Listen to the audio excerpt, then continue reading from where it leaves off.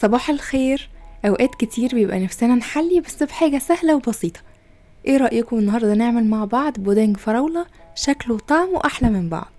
لو اول مرة تتابعوني انا نسمة الخياط، متنسوش تعملوا سبسكرايب للقناة وتفعلوا الجرس عشان يوصل لكم كل جديد. ودي المقادير، خدوا منها سكرين شوت عشان تسهل عليكم. يلا بينا نشوف هنعمل البودنج ازاي. اول حاجة هنحتاج للطبقة الاولانية 2 كوباية حليب. الفراولة هنقسمها لجزئين، الجزء الأولاني هناخد 10 فراولات للبودنج، وللصوص هنحتاج نص كوباية فراولة متقطعة مكعبات صغيرة، والسكر كمان هيتقسم لجزئين. للبودنج هحتاج نص كوباية، وللصوص فوق هحتاج معلقتين كبار سكر، معلقة صغيرة عصير ليمون، وتلت كوباية نشا ذرة. عايزة أقول لكم مش هياخد معاكم دقايق في التحضير، سهل جدا. أول حاجة هناخد ال10 فراولات بعد ما غسلناهم، عايزين نعملهم بيوري بس من غير نقطة مية، ممكن تستخدموا الهاند بلندر او اي حاجة تانية. المهم عندي ان انا ما اخليهاش زي عصير الفراولة خفيفة، انا عايزة يكون مركز زي ما انتم شايفين كده. بعد ما خلطته كويس جدا هنصفيه بالمصفى بحيث ان احنا نتخلص من اي بذر، علشان يكون البيوريه معايا بالمنظر ده سوفت وجميل. الخطوة اللي بعد كده هنجيب كسرولة بس مش على النار، احط فيها الحليب. انا علشان هنا مضاعفة الكميات اللي في المقادير فخدت اللتر كله.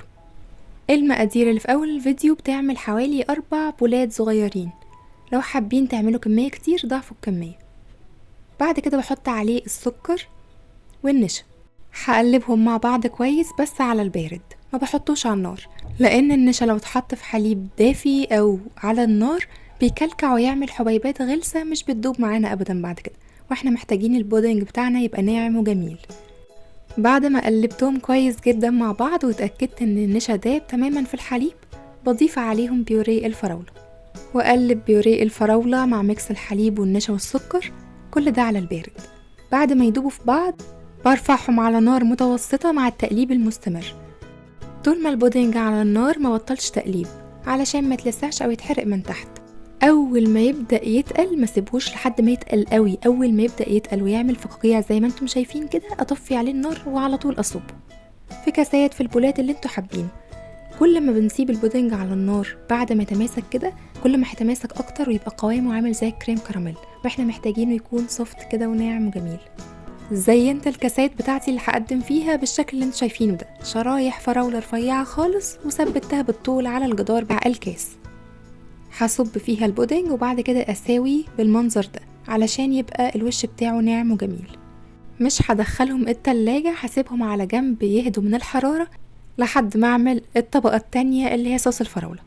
هجيب نص كوباية فراولة واقطعها مكعبات صغيرة زي ما انتم شايفين، وبعد كده احطها على النار متوسطة واضيف عليها السكر، معلقتين كبار من السكر، واقلبهم مع بعض. هسيبهم على النار حوالي دقيقة، ما كترش خالص، لان كل ما هسيب الفراولة على النار كل ما هتنزل مية كتير. هي مجرد دقيقة زي ما انتم شايفين تنزل صوص كده بسيط، وبعد كده بضيف عليها معلقة صغيرة من عصير الليمون المركز. هقلبهم مع بعض واسيبهم كمان دقيقة بالظبط، ما كترش، واطفي النار، وبكده يبقى صوص الفراولة بتاعنا جاهز. بيدي طعم خطير اكتر للبودنج، هتشوفوه دلوقتي. هسيبه يهدى خالص من الحرارة، لان انا لو حطيته على البودنج وهو سخن اللون الاحمر بتاع الصوص هيبهت على لون البودنج، فمش هيبقى شكله في النهاية حلو خالص. فسيبه يهدى خالص من الحرارة وبعد كده اصبه على البودنج بالشكل اللي انت شايفينه ده. بعد كده بقى تقدروا تدخلوه التلاجة، ممكن تاكلوه بعد ساعة، بس حرفيا هو كل ما بيقعد في التلاجة طعمه بيبقى احلى بكتير لما بيسقع. هيبقى بالشكل القمر ده. عايزة اقول لكم بقى عصرة الليمون البسيطة والفراولة الكاملة اللي في الصوص فوق دي مع البودنج الناعم عامل كده طعم تحفة، مزود حلاوته قوي. عايزة اقول لكم هيعجبكم جدا لو جربتوه، كمان لو عندكم اطفال هيحبوه قوي. وفي النهاية عملنا حلو اقتصادي وطعمه خطير وسريع.